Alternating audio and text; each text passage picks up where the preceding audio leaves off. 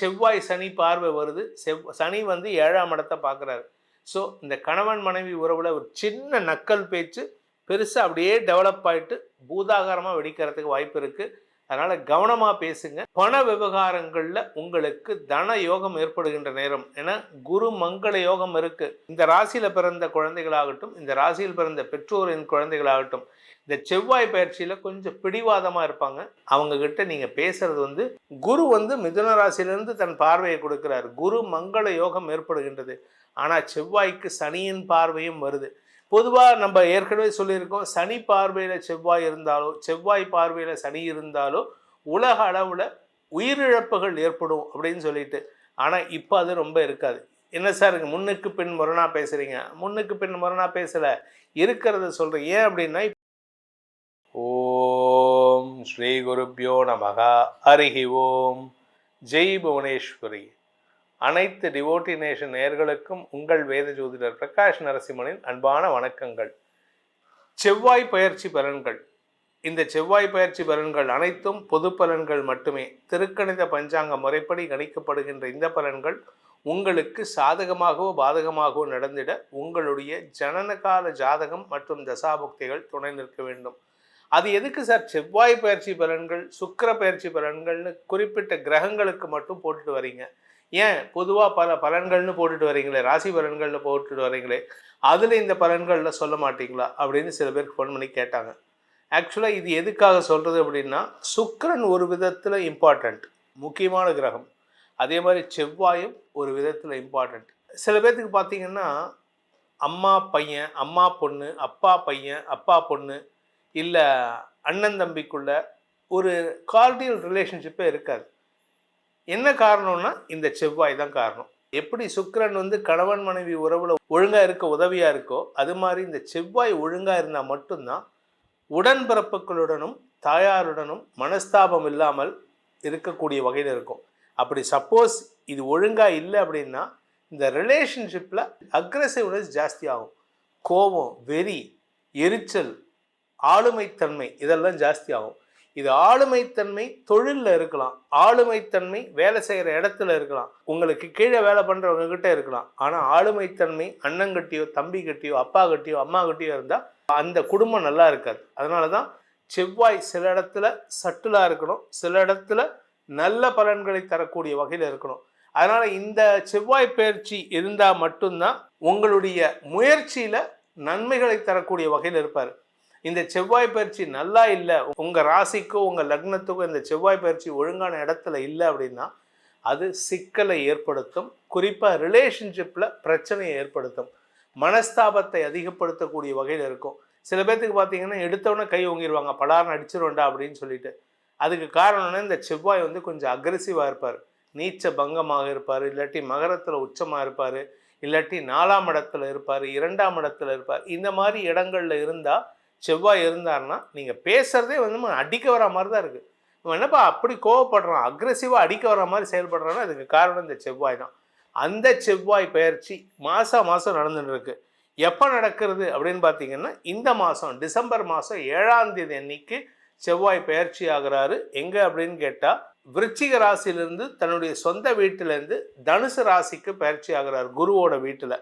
இந்த குருவோட வீடுங்கிறது வந்து அவர் உச்சஸ்தானத்தை நோக்கி பயணிக்கிறார். அதில் இந்த நல்ல விசேஷம் என்னென்னா, குரு வந்து மிதுன ராசியிலிருந்து தன் பார்வையை கொடுக்கிறார். குரு மங்கள யோகம் ஏற்படுகின்றது. ஆனால் செவ்வாய்க்கு சனியின் பார்வையும் வருது. பொதுவாக நம்ம ஏற்கனவே சொல்லியிருக்கோம், சனி பார்வையில் செவ்வாய் இருந்தாலோ செவ்வாய் பார்வையில் சனி இருந்தாலோ உலக அளவில் உயிரிழப்புகள் ஏற்படும் அப்படின்னு சொல்லிட்டு. ஆனால் இப்போ அது ரொம்ப இருக்காது. என்ன சார் முன்னுக்கு பின் முரணாக பேசுகிறீங்க? முன்னுக்கு பின் முரணாக பேசலை, இருக்கிறத சொல்கிறேன். ஏன் அப்படின்னா இப்போ சனியுடைய பார்வையில் செவ்வாய் இருக்கார், சனியுடைய 10ஆம் பார்வையில் செவ்வாய் இருக்கார், செவ்வாயுடைய 4ஆம் பார்வையில் சனி இருக்கார். ஆனால் அதே சமயம் இந்த செவ்வாய்க்கு குரு பார்வை இருக்குது. குரு பார்வையில் எந்த கிரகம் இருந்தாலும் தன்னுடைய ஆக்ரோஷத்தன்மையை குறைச்சிரும். செவ்வாய் சனியின் பார்வையில் இருந்தால் ஆக்ரோஷத்தன்மை நெருப்பு மாதிரி இருப்பார். குரு பார்வையில் செவ்வாய் இருந்தால் வீட்டுக்குள்ளார ஒரு சிம்னிக்குள்ளார விளக்கேற்றி வச்ச எந்த அளவுக்கு பாதுகாப்பாக இருப்பார். அந்த மாதிரி குரு பார்வையில் செவ்வாய் வந்தாருன்னா ஒரு சிம்னிக்குள்ள அடங்கின நெருப்பாக இருப்பார். ஆனால் சனியின் பார்வையில் வந்தால் வீட்டையே பற்ற வைக்கிற அளவுக்கு ஆற்றல் வந்துடும். அதனால தான் இந்த குரு பார்வையில் வர செவ்வாய் ஒரு மாற்றத்தை தரக்கூடிய செவ்வாய் பயிற்சியாக இருக்குது. அதுவும் குருவோட வீட்டுக்கே போகிறார். சனியும் குருவோட வீட்டில் இருக்கார். அதனால் சனியின் பாதிப்பு குறையக்கூடிய நேரம். இந்த சனி பாதிப்பு குறையக்கூடிய செவ்வாய் பயிற்சி எப்போ நடக்கிறதுனா டிசம்பர் 7ஆம் தேதியிலேருந்து ஜனவரி 15ஆம் தேதி வரைக்கும் தனுசு ராசியில் செவ்வாய் இருக்க போகிறாரு. குருவின் பார்வையில் குரு வக்கரமாக இருக்கார். அதனால் என்னென்ன பலன்கள் உங்களுக்கு கிடைக்க போகிறது உங்கள் ராசிக்கு அப்படின்னு இப்போ பார்க்க போகிறோம். விருச்சிக ராசி நண்பர்களுக்கான செவ்வாய் பயிற்சி பலன்கள். விருச்சிக ராசியை பொறுத்த வரைக்கும் ராசிநாதன் 2ஆம் இடத்துக்கு போயிருக்காரு. வாயை கண்ட்ரோல் பண்ணுங்க. நீங்கள் பேசுறது நியாயம்தான். ஏன்னா உங்ககிட்ட நியாயத்துக்கு எதிராக எதுவும் இருக்காது. தப்பே பேச மாட்டீங்க, தப்பான வார்த்தையை பேச மாட்டீங்க. ஆனால் எங்கே பேசணுன்ட்டு இருக்கு. குடும்பத்தில் பேசும்போது கூட எடுத்தறிஞ்சு பேசுகிறீங்க, அதுதான் பிரச்சனையே. அடுத்தவங்களை குத்தி காட்டி பேசக்கூடாது. அடுத்தவங்க தப்பை கூட குத்தி காட்டாமல் சாபூத்தாக கொண்டு போகணும். இதில் ரிஷபராசிக்காரங்களை மாதிரி வேறு யாரும் கிடையாது. அதனால் ரிஷபராசிக்காரங்களோட நீங்களும் இருக்கிறதுக்கு முயற்சி பண்ணுங்கள். நட்புகளால் உங்களுக்கு ஆதாயம் ஏற்படும். கடன் உதவிகள் கிடைக்கக்கூடிய சூழ்நிலை இருக்குது. நண்பர்கள்கிட்டேருந்து வட்டி இல்லாமல் கடனை வாங்கி கடனை அடைக்கிறதுக்கு வாய்ப்பு இருக்குது. வியாபாரத்தில் புதிய முதலீடு செய்வதற்கும் வாய்ப்புகள் இருக்குது. ஆனால் கணவன் மனைவி உறவில் இருந்த ஒரு சின்ன மனஸ்தாபம் பெருசாகாமல் பார்த்துக்க வேண்டியது அவசியம். ஏன்னா செவ்வாய் சனி பார்வை வருது. சனி 7ஆம் இடத்தை பார்க்குறாரு. ஸோ இந்த கணவன் மனைவி உறவில் ஒரு சின்ன நக்கல் பேச்சு பெருசாக அப்படியே டெவலப் ஆகிட்டு பூதாகாரமாக வெடிக்கிறதுக்கு வாய்ப்பு இருக்குது. அதனால் கவனமாக பேசுங்க. அவசரப்பட்டு வார்த்தையை விட்டுறாதீங்க.